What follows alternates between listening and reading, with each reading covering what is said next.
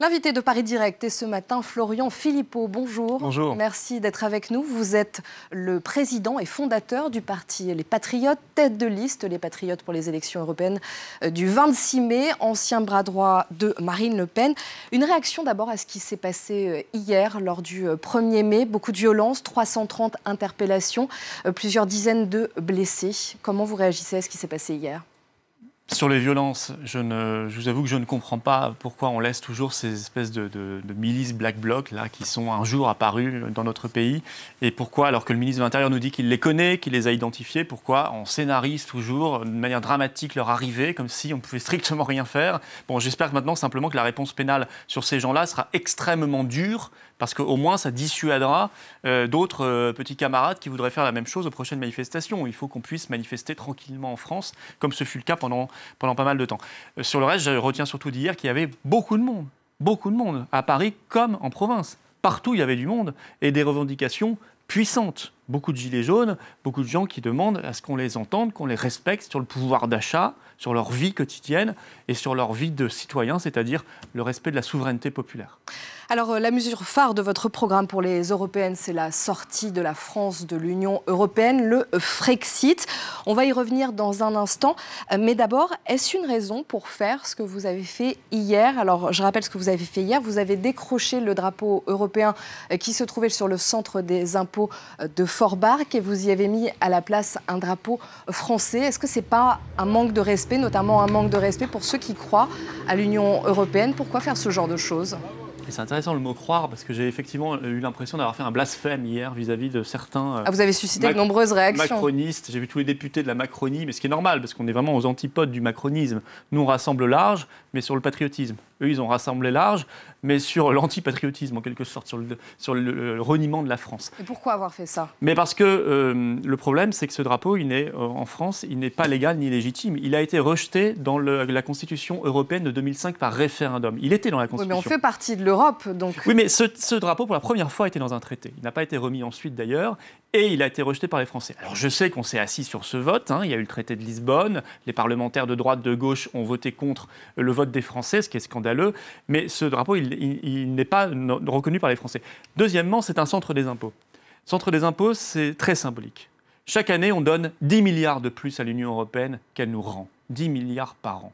Alors moi, je veux bien qu'on ait tous les débats du monde sur les services publics, les maisons de retraite, les petites retraites, et de manière très légitime, les hôpitaux, les gendarmeries. Quand on se prive, sans jamais le mettre un instant dans le débat, de 10 milliards d'euros par an, ça va passer à 11, parce que moi j'ai vu les courbes budgétaires, il est prévu qu'on donne de plus en plus et qu'on reçoive de moins en moins. Donc c'était un peu plus de 9, ça passe à 10, ça va passer à 11 en 2020.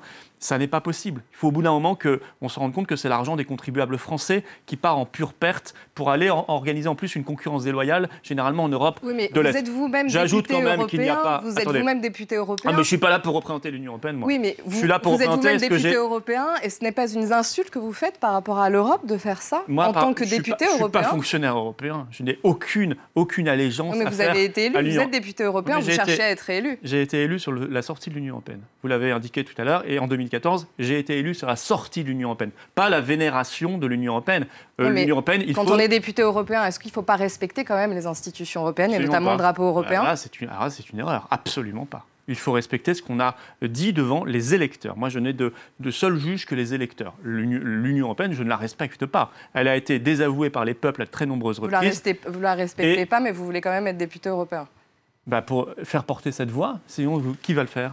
Vous imaginez si on n'avait pas l'autorisation, parce qu'on est contre l'Union européenne, d'être au Parlement européen. Donc aujourd'hui, 40% des Français veulent le Frexit, la sortie de la France de l'Union européenne. J'ajoute quand même sur cette affaire qu'il n'y a aucune dégradation publique. Les macronistes qui ont dit ça sont de totale mauvaise foi. Il n'y a pas eu une vis de dévisser. Le drapeau, on l'a laissé sur place. Et on leur a même offert un beau drapeau français. Je pense qu'ils en seront pas malheureux. Je suis sûr que les fonctionnaires du centre des impôts de Forbach adorent le drapeau français. On va continuer à parler de l'Europe. À vos côtés, désormais, le mouvement Jaune et Citoyen qui est conduit par Jean-François Barnaba. Vous avez fait liste commune. Tout s'est fait assez vite, en 72 heures. Pourquoi cette précipitation ?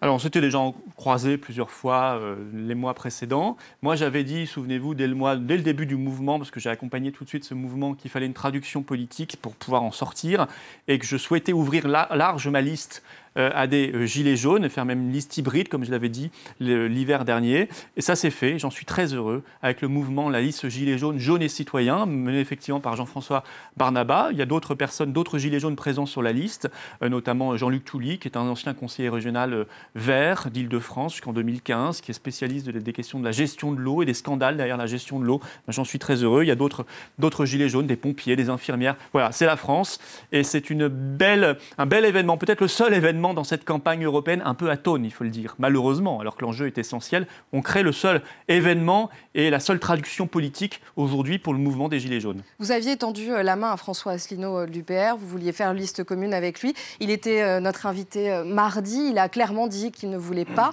faire liste commune avec vous. Comment réagissez-vous ? Tant pis pour lui. C'est aussi pour ça qu'il y a eu cette précipitation avec les Gilets jaunes Non, parce que on aurait pu être tous ensemble, ce n'était pas problématique. Tant pis, qu'est-ce que je vous dis ? Il préfère sa boutique à la France. Il se croit au-dessus de tout le monde, avoir inventé le Frexit. Je rappelle, quand il était encore au Conseil de Paris dans le groupe UMP, moi je me battais déjà pour la sortie de l'euro. J'avais un blog qui s'appelait Sortir de l'euro en 2005. Lui, il était encore avec le groupe UMP. Donc il n'y a pas de leçon à me donner de souverainisme. Merci beaucoup. Mais pour le reste, on aurait pu effectivement faire quelque chose pour la France. Il ne veut pas, il reste dans son coin. C'est son problème. On fera sans lui, c'est pas très grave. Nous, on avance et on avance sur une idée concrète, améliorer la vie quotidienne des Français, redonner la liberté, l'indépendance, la prospérité à notre pays. Vous disiez justement que vous souteniez le Frexit, vous le souteniez déjà quand vous étiez le bras droit de Marine Le Pen. Vous êtes avec M. Asselineau, en effet, maintenant les deux, à soutenir ce Frexit. Vous voulez notamment mettre une nouvelle monnaie nationale en place. Tout à fait, je pense que c'est indispensable.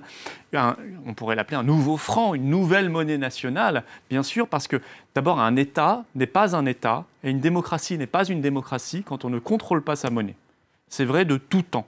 C'est une des premières choses généralement quand on est un nouveau pays indépendant, on crée sa monnaie. Ça n'est pas pour rien. C'est un acte d'indépendance. Aujourd'hui, si vous vouliez changer quoi que ce soit, vous auriez toujours le bras armé de la Banque centrale européenne de Francfort qui pourrait vous en dissuader et qui pourrait faire pression sur vous, sur votre système bancaire, et concrètement sur l'argent que vous avez à la fin dans votre porte-monnaie, parce que vous ne seriez pas libre. Donc il faut absolument cette liberté en termes politiques. Et puis ensuite, en termes économiques, il faut une monnaie adaptée à notre industrie, à notre économie, à notre compétitivité. Ce qui n'est pas le cas de l'euro qui est beaucoup trop cher, qui serait le cas d'une nouvelle monnaie nationale. Oui, mais si on sort de l'euro, la dette de la France va exploser. La dette en euros, elle va exploser. Il va y avoir une perte du pouvoir d'achat, une destruction de l'épargne. Ça fait pas vraiment rêver. Alors ça, je reprends tous ces arguments fake news dans mon livre Frexit qui est sorti en septembre dernier et j'y réponds point par point de manière précise. Ce ne sont pas des fake news, c'est quand même une réalité. Non, la dette, elle est libellée en contrat de droit national à 99%, je crois. Et donc la loi internationale de la monnaie, la Lex Monetae, prévoit qu'elle soit relibellée en nouvelle monnaie nationale. Donc le nouveau franc, ça ne changerait strictement rien au niveau de la dette publique. Le pire, c'est que nos dirigeants le savent. C'est pas ce qui est dit, notamment par les économistes, c'est ce qui est fait. Et ce qu'on voit, la dette en euros, elle exploserait. Non, il y a plein d'économistes, y compris prix Nobel, qui sont pour les monnaies nationales, qui ont compris que l'euro nous menait droit dans le mur. Et bien sûr que même nos dirigeants le savent, ce que je dis en réalité. Il n'y aurait pas de perte de pouvoir d'achat, pas de destruction de l'épargne. Mais vous savez, quand la Suisse a dévalué sa monnaie en 2017, en septembre 2017, le franc suisse, est-ce que vous avez eu le sentiment qu'il y a eu un effondrement du pouvoir d'achat des Suisses ? C'est faux. La dévaluation ou la réévaluation, c'est une arme monétaire classique. Aujourd'hui, on nous fait croire. Là, on changerait de monnaie, on passerait de l'euro au franc. Bien sûr qu'il y aurait. C'est encore une nouveauté, notamment par rapport aux Britanniques. Ce serait une nouveauté, les Britanniques. C'est une raison de plus pour moi d'en sortir. Mais on nous fait croire qu'il y a un veau d'or, comme ça, extraordinaire, et qu'on ne pourrait pas y toucher. Non, la monnaie, normalement, c'est au service des peuples et de l'économie, pas autre chose. Et au service de l'économie réelle, ceux qui créent les petites entreprises, les travailleurs. Ce n'est pas le cas aujourd'hui, on a fait tout l'inverse. Mais je ne veux pas sortir que de l'euro, je veux sortir de l'Union européenne en général. Parce que je pense que sur toutes les politiques industrielles, commerciales, écologiques, très important si on veut lutter contre les lobbies du pesticide, de la chimie, immigration. Si on veut contrôler vraiment notre politique migratoire, avoir des frontières nationales, mais aussi contrôler notre politique migratoire, on n'a pas d'autre choix que d'en sortir, ce qui sera une bonne chose pour notre pays, et ça redonnera la souveraineté au peuple français. Aujourd'hui, il vote, il a le sentiment de voter pour rien. On est dans une démocratie quand même déjà en France. De façade. Les gens votent, regardez, ils ont voté à droite, ils ont voté à gauche, ils ont voté avec Macron, un peu les deux, ils ont toujours la même politique, parce que tous obéissent aux mêmes directives européennes, aux mêmes carcans des traités. On ne fait plus de référendum en France. Ça fait 14 ans, bientôt, dans quelques jours, qu'on n'aura pas fait de référendum national en France. Et pour cause. Vous voulez réinstaurer notamment ça? Oui, moi je veux qu'il y ait beaucoup plus de référendums. Je veux que quand on modifie la Constitution, ça se fasse obligatoirement par référendum. Je veux qu'on crée le référendum d'initiative citoyenne. Je le dis depuis longtemps. Je l'ai mis au point 2 de la charte des patriotes parce que je pense qu'on est un peuple qui n'est pas plus idiot que les autres. Et surtout qu'on doit être souverain, pas infantilisé avec des gens non élus qui décident pour nous sous l'influence des lobbies. C'est extrêmement important. Vous citiez tout à l'heure Marine Le Pen. Oui, moi j'ai pas, contrairement à elle, j'ai pas renoncé. Et je ne dis pas des carabistouilles aux Français. Je ne dis pas que je vais tout changer en y restant à l'intérieur, ce qui est n'importe quoi, ce qui est vendu depuis 40 ans aux Français. Elle n'est pas la seule à le dire. Hein. Enfin, sortir de l'Union européenne. La France Insoumise aussi le dit. Mais sortir de l'Union européenne, quand on voit ce qui se passe avec le Brexit, qui n'est toujours pas encore mis en place et n'a toujours pas été adopté au Royaume-Uni, on voit quand même que les chiffres sont plutôt mauvais. Le taux de croissance, quand vous voyez le taux de croissance qui est donné par la Banque centrale, ils sont à 1,2% de prévision pour 2019. Il pourrait avoir un taux de croissance qui serait le pire depuis 10 ans. Oui, mais la Banque d'Angleterre, la même Banque d'Angleterre, qui est une machine à fake news, avait dit que s'ils votaient... Alors, eux aussi, ils donnent des fake news. Mais c'est pourtant la Banque centrale britannique. Je vous donne une chose précise, elle avait même fait amende honorable. Mais attendez, c'est une réalité. Ils étaient à 1,8%, ils sont passés à 1,4% en 2018. La Banque centrale d'Angleterre, 1,2% en 2019. C'est toujours, vous remarquerez que ce sont toujours... 1,4% en 2018. Ce sont toujours les prévisions apocalyptiques, comme la France. Tout ça. Comme la France ou l'Allemagne. 1,4. Donc oui, mais ça ne fait pas rêver. Vous ne pouvez pas avancer le fait que le Brexit est une bonne chose. Est-ce que je peux vous alors répondre? qu'il n'a pas encore été mis en place. Il faut savoir. Vous me donnez un mauvais chiffre et vous me dites c'est le Brexit. Quand je vous dis un bon chiffre, vous me dites qu'il n'est pas mis en place. Donc il faudrait savoir. Moi, je vous donne la réalité. Je vous donne un chiffre qui est réel. C'est un chiffre officiel de la Banque centrale de 2016. La Banque d'Angleterre, la même que vous citez, dit si vous votez le Brexit en 2016, nous aurons une récession en 2016. C'était écrit par les prévisions de la Banque centrale d'Angleterre. Il n'y a pas eu du tout de récession en 2016. Elle a fait amende honorable en septembre 2016 en disant on s'est trompé. Non, elle ne s'est pas trompée. Elle a voulu tromper les électeurs. C'est une machine à fake news plus classique. La Banque de France en France fait pareil. C'est une machine politique, faut le savoir.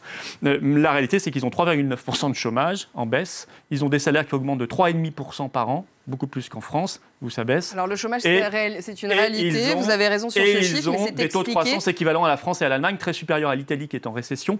Ils sont en train de négocier leurs accords commerciaux, ils sont en train de réouvrir 12 consulats et ambassades dans le monde entier, ils sont en train de voir baisser l'immigration qui vient d'Europe de l'Est. Les investissements sont à la traîne. Non, le patron ça va devenir le premier pays qui accueille les investissements du monde. Brexit a fait partir son siège social du Royaume-Uni à Singapour. 3,9% de chômage, madame. Oui, mais 3,9% de chômage, c'est le seul chiffre.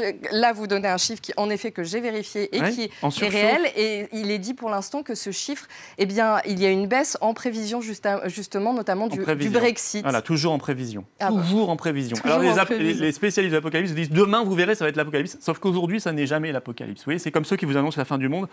Il y en a eu certains, ça devait être en Paco Rabanne en 99 et d'autres. C'est toujours demain. Sauf que ça ne se produit pas. Alors ça, c'est les sectes qui vous disent ça. Et puis quand la secte, quand ça ne se produit pas, la secte vous dit non, en fait, c'est parce que ça a changé. Bon, non, il y a toujours une bonne raison. Non, la réalité, c'est que ça ne se produit pas. La réalité, c'est que ça se passe bien. Et c'est surtout qu'ils vont retrouver des marges de manœuvre. Eux, demain, s'ils veulent interdire les pesticides, ils pourront. Eux, demain, s'ils veulent négocier leurs accords commerciaux dans leurs intérêts, leur industrie, leurs intérêts nationaux, ils pourront. S'ils veulent retrouver les frontières nationales totalement, ils le peuvent.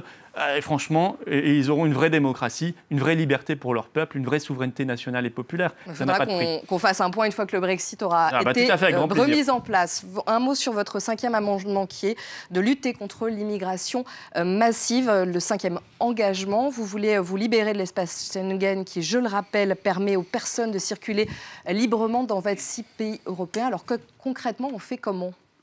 Ce sera très simple. On aura simplement des frontières nationales qui ne sont pas des murs. Vous pensez que c'est la solution pour lutter contre l'immigration illégale, notamment ? C'est une des solutions. Moi, je suis très favorable à ce qu'on ait des frontières nationales, comme 95% des pays du monde. Je pense que c'est indispensable. Qu'on retrouve la maîtrise de notre politique migratoire. Aujourd'hui, par exemple, il y a une directive européenne qui date de 2003 qui oblige au regroupement familial sans aucune modification possible. Il faut se libérer de cela. Il y a une seule solution pour cela, c'est sortir de l'Union européenne. Et puis, il faut faire du co-développement en Afrique. J'avais rencontré M. Borloo qui m'avait parlé de son projet d'électrification de l'Afrique pour fixer les populations, pour qu'elles puissent se développer de manière heureuse dans leur propre pays, en famille, en étant heureux, et non pas obligés de partir et de faire la traversée risquée de la Méditerranée. Je pense que c'est une excellente solution. Il faut le faire avec les acteurs africains, les acteurs privés, les acteurs publics. C'est toute une panoplie. Mais pour cela, il faut une puissance publique souveraine pour mener cette politique, sinon on n'y arrivera pas. Vous êtes crédité, selon les sondages, d'environ 2% 50% des voix. Il ne vous reste que quelques semaines avant le 26 mai. Est-ce que vous pensez atteindre d'ici là, convaincre les Français d'atteindre les 5% qui sont nécessaires pour avoir ce fameux siège au Parlement? Oui, nous allons y arriver. Oui, nous allons. La campagne, vous savez, je pense qu'elle n'était pas dans la tête des gens encore, qu'elle va y être là pour les quelques semaines qui restent. Maintenant, notre liste est connue, notre alliance avec Jeunes et Citoyens est connue, notre projet a été mis en ligne, allez le voir, les 11 engagements. Et franchement, oui, on va y arriver. Nous aurons des eurodéputés qui seront plus efficaces parce qu'ils savent ce qu'ils veulent. Non pas ceux qui vous font croire, comme tous les autres depuis 40 ans, qu'ils vont tout changer en restant dans l'Union européenne et qui, à la fin du mandat, arrivent penauds en disant « j'ai rien pu changer ». Évidemment qu'ils n'ont rien pu changer et ils le savaient à la base. Un dernier mot très rapidement. On a demandé à nos invités de choisir une ville et une personnalité qui représente l'Europe pour eux. Est-ce que vous pouvez nous donner très rapidement vos réponses? Alors oui, j'ai dit Lille et Charles de Gaulle. Pourquoi ces deux choix, très rapidement? Parce que Lille, d'abord, j'en viens. Je suis né là-bas, enfin à côté. Et parce que c'est une ville qui est au cœur, au croisement de l'Europe. Il y a des gens là-bas qui vont travailler à Paris, en France, à Londres, dans le bassin lillois, évidemment, en Belgique, aux Pays-Bas, et qui pourtant n'a jamais pensé à être autre chose que très française. Donc ça prouve que c'est parfaitement compatible et on peut être ouvert économiquement et puis être très français. Et puis, si vous voulez, c'est la ville de naissance du général de Gaulle. Et pour moi, c'est la référence politique depuis le départ. Je suis un gaulliste social. On revisite ça au XXIe siècle, mais dans mes tripes, je suis un gaulliste social. Il vient de Lille. Voilà, et c'est un homme qui n'a jamais renoncé, on le sait, à la France libre, à la France grande, à la France puissante et à la France juste. Il avait par ailleurs une vraie politique sociale qui pourrait nous inspirer aujourd'hui. Merci beaucoup Florian Philippot d'avoir été notre invité. Restez avec nous dans un instant, c'est la suite de Paris Direct. On retrouve Steve Jourdain pour un nouveau journal.